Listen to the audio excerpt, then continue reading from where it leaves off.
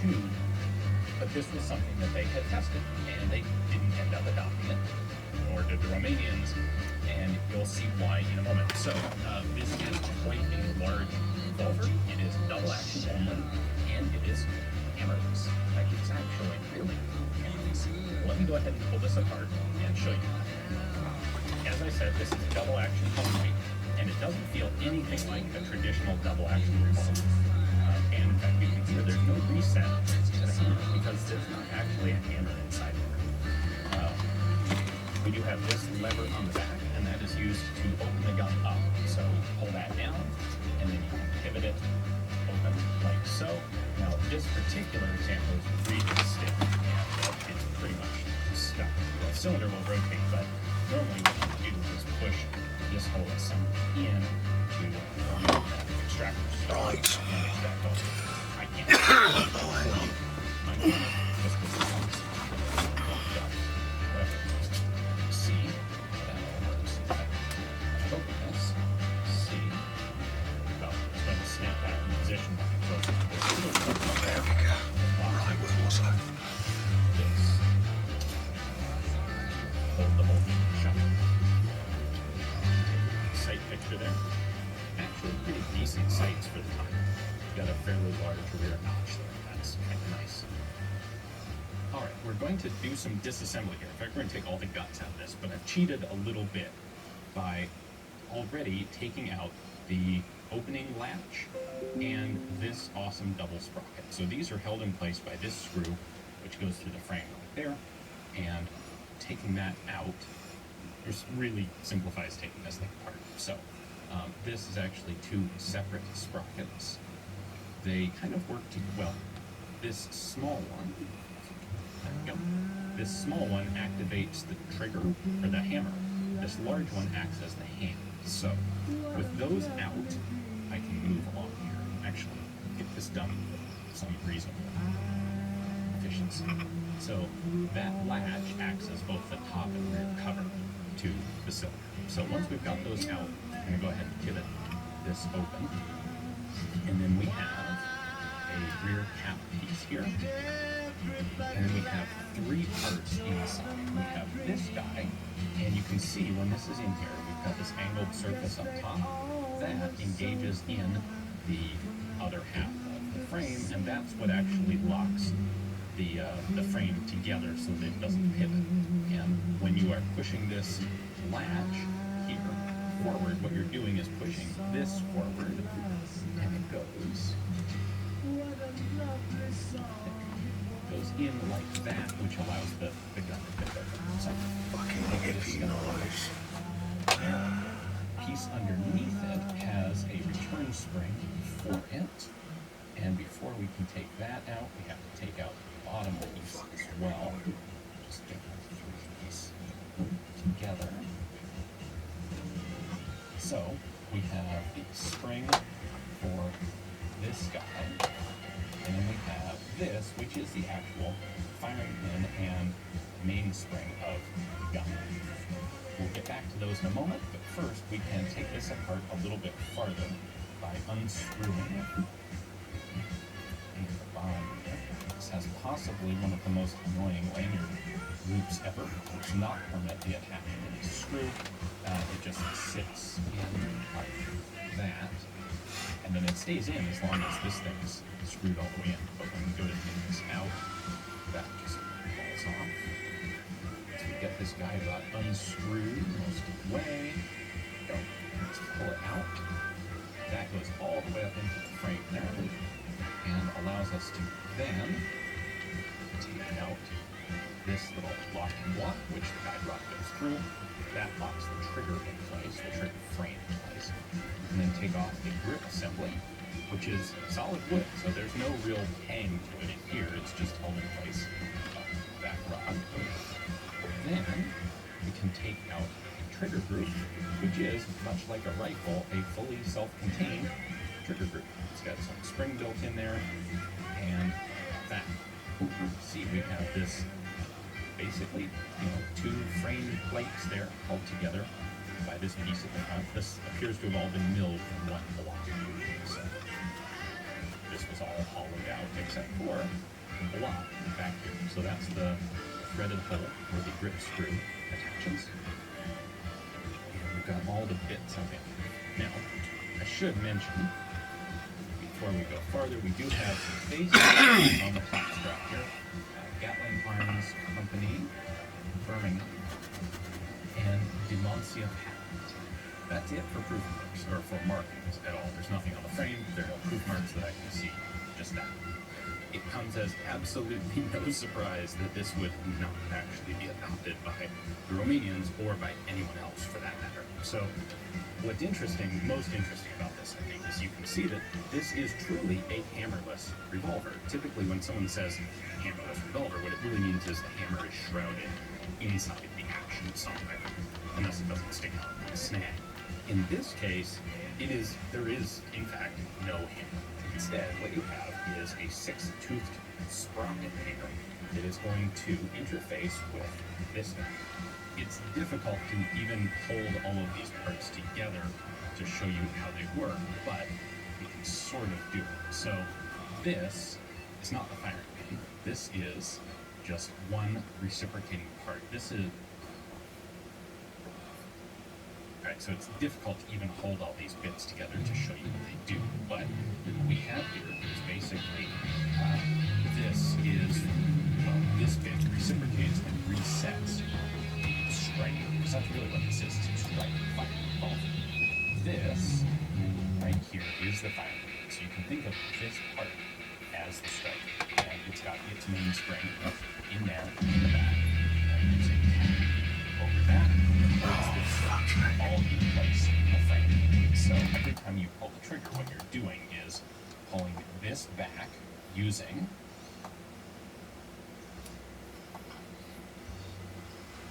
this two-part sprocket. So this is going to, as the trigger pulls on the large two-foot sprocket, the small one is actually pulling back on this. Once it gets far enough back, it's going to back on this guy. Once it gets far enough back, it's then going to slip off of this. This is going to snap forward, fire a cartridge in your cylinder, and then, once it's snapped forward and fired, then your next trigger pull is going to rotate this again, reset the trigger, pull the striker back again, and fire it a second time.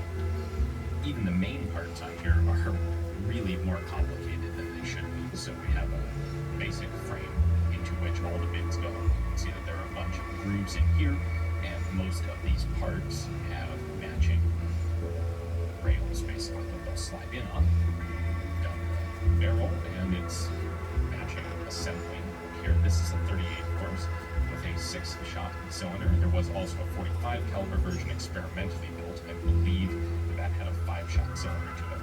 So when the gun is locked up, you've got a big old lug right up there to hold everything together, and then you can pivot the thing open and eject all 6 cartridges simultaneously.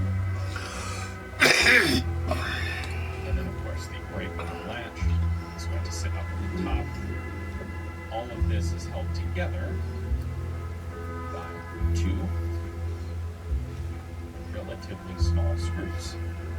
One goes through right here, the other goes through right there, locking the cylinder in place. Alright, now this is difficult to kind of try and hold all the pieces in place.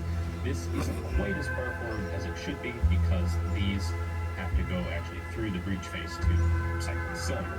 However, when we also put the trigger group in roughly its correct location, we can see how some of this is going to work under use. So the front of the trigger up here, this part of the sear, is going to actually push this around, and the back right here is going to act as a stop. So normally you have the hand that rotates the cylinder in one increment, and then you also have a stop that engages to ensure that the cylinder is properly indexed when you actually fire. Well, your stop on this is actually the back of the sear right here, which is going to lock up inside like that. So the front end pushes one tooth up, the back end locks this in place. At the same time, the top of this is actually acting on the firing pin, what is effectively the firing pin. Position, it's going to sit in that little notch right there, and it's going to push the firing pin back until it pops out. The firing pin is going to snap forward and actually fire the cartridge.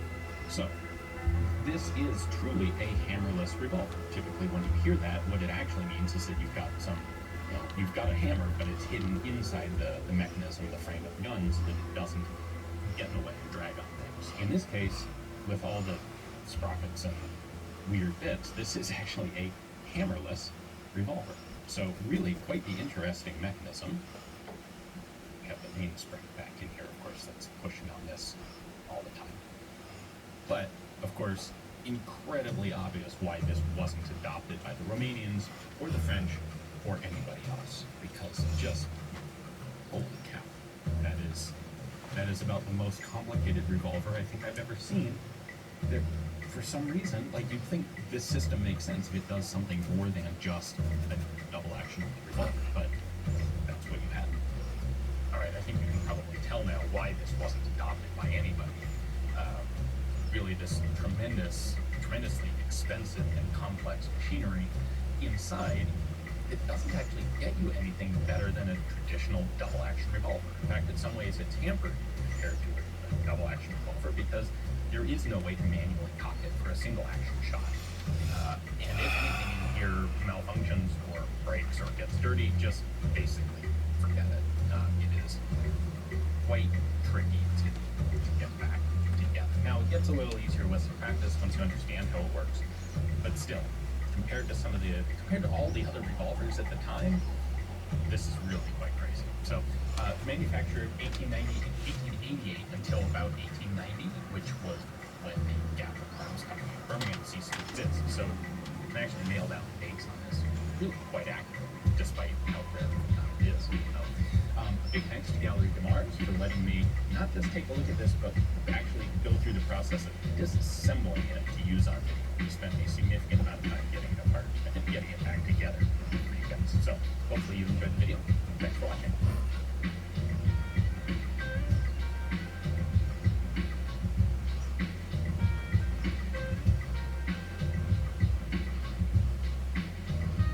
Hi guys, thanks for tuning in to another video on ForgottenWeapons.com.